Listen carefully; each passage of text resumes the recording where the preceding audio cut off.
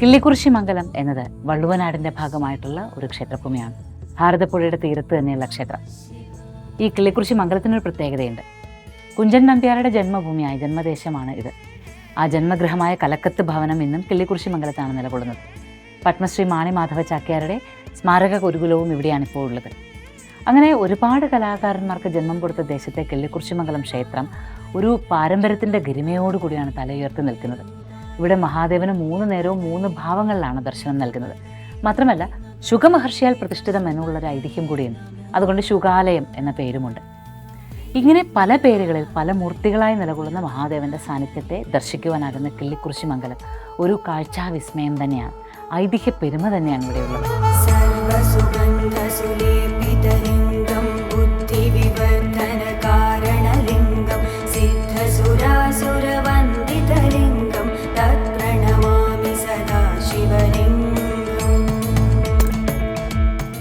ഇവിടെ ഒരു ചൊല്ലുണ്ട്, വൈക്കത്തിൽ പാതി കിള്ളിക്കുറിശി എന്ന്. വൈക്കത്തിൽ പാതി കിള്ളിക്കുറിശി എന്ന് പറയാനുള്ള കാരണം അത് വൈക്കത്തപ്പൻ്റെ സാന്നിധ്യം ഇവിടെ ഉച്ചനേരത്ത് നിറഞ്ഞു നിൽക്കുന്നു എന്നുള്ളൊരു സങ്കല്പമുള്ളത് കൊണ്ട് മാത്രമല്ല, മറ്റൊരാചാരം കൂടി ഇവിടെ നടക്കാറുണ്ട്, ഒരു അനുഷ്ഠാനം കൂടി. ഇവിടെ നമ്മളിതാ ഒരു ചെറിയ ഒരു ശില പോലെ കാണുന്നുണ്ടല്ലോ. ഇവിടെ നമ്മൾ ക്ഷേത്രം പടിഞ്ഞാറോട്ട് ദർശനമായിട്ടാണ് ഇരിക്കുന്നത്. ഈ ഒരു വടക്ക് പടിഞ്ഞാറ് ഭാഗത്തായിട്ട് നമുക്കിങ്ങനെ ബ്രാഹ്മണർക്ക് ഭക്ഷണം കഴിക്കുന്നതിന് വേണ്ടിയിട്ടുള്ള ഒരു പുര കെട്ടിയിട്ടുണ്ട്. മുളയറയുടെ നേരെ മുന്നിലായിട്ട് വരുന്ന പുര, അവിടെയാണ് ഈ ശിലയുള്ളത്. ഈ ശിലയ്ക്ക് മുകളിൽ ഇലവെച്ച് വൈക്കത്തഷ്ടമി നാളിൽ ഉച്ചനേരത്ത് ഭക്ഷണം വിളമ്പും. ഈ ഭക്ഷണം കഴിക്കുവാനായി വൈക്കത്തപ്പൻ ഇവിടേക്ക് വരുന്നതാണ്. വൈക്കത്തഷ്ടമി നാളിൽ വൈക്കത്തപ്പൻ്റെ ഉച്ചയൂണ് കിള്ളിക്കുറിശിയിലാണ്. അതുകൊണ്ടാണ് വൈക്കത്തിൽ പാതി കിള്ളിക്കുറിശി എന്ന് പറയുന്നത്. ഇവിടെ വിശേഷാൽ തന്നെ സദ്യ ഒരുക്കുകയും ചെയ്യും.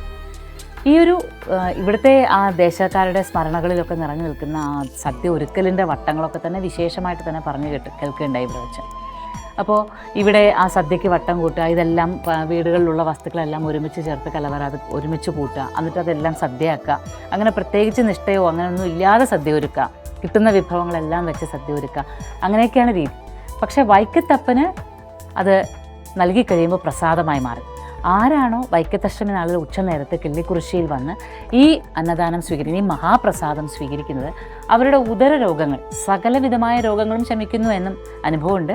എന്നാൽ പ്രത്യേകിച്ച് ഉദര രോഗമുള്ളവർ ഉച്ചനേരത്ത് ഇവിടെ വന്ന് ആ ഭക്ഷണം കഴിച്ചു കഴിഞ്ഞാൽ ഭഗവാന്റെ അനുഗ്രഹം പൂർണ്ണമായി ലഭിക്കും. വൈക്കത്തപ്പൻ്റെ അനുഗ്രഹം തന്നെ കിള്ളിക്കുറിശിയിൽ ലഭിക്കുകയും ചെയ്യും.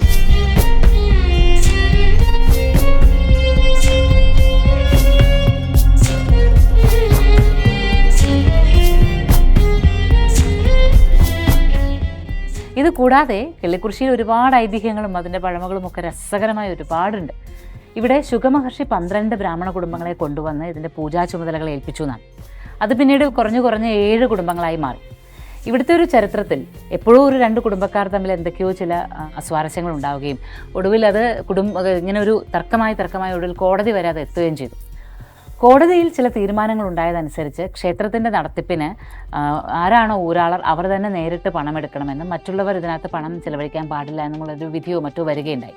അങ്ങനെ ക്ഷേത്രകാര്യങ്ങൾ മനവക നേരിട്ട് തന്നെ നടത്തണമെന്നുള്ള അവസ്ഥ വരികയും കുറേ നാൾ അങ്ങനെ വളരെ ബുദ്ധിമുട്ടിയിട്ടാണെങ്കിലും ക്ഷേത്രകാര്യങ്ങൾ നടത്തിക്കൊണ്ടു പോവുകയും ചെയ്തു.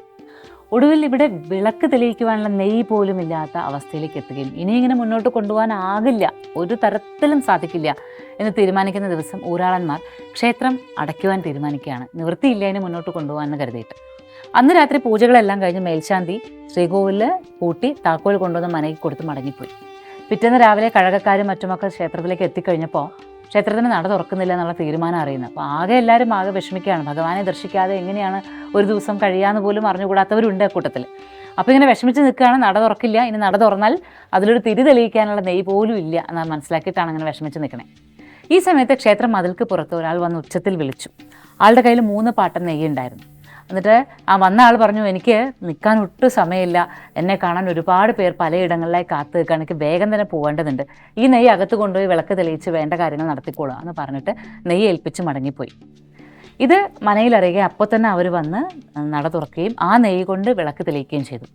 ആ വന്നത് കിള്ളിക്കുറിശി മംഗലത്തപ്പനല്ലാതെ മറ്റാരാകാനാണ് സാധ്യത?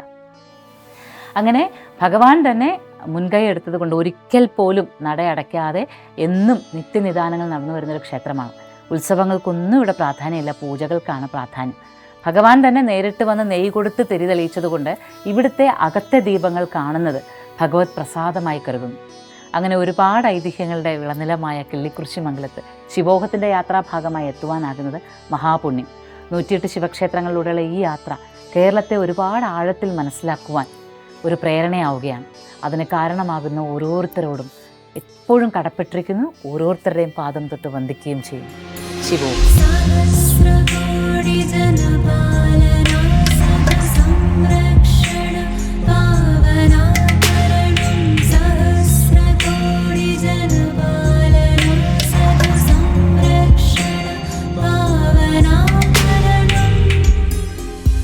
Moksha, Journey to the Self.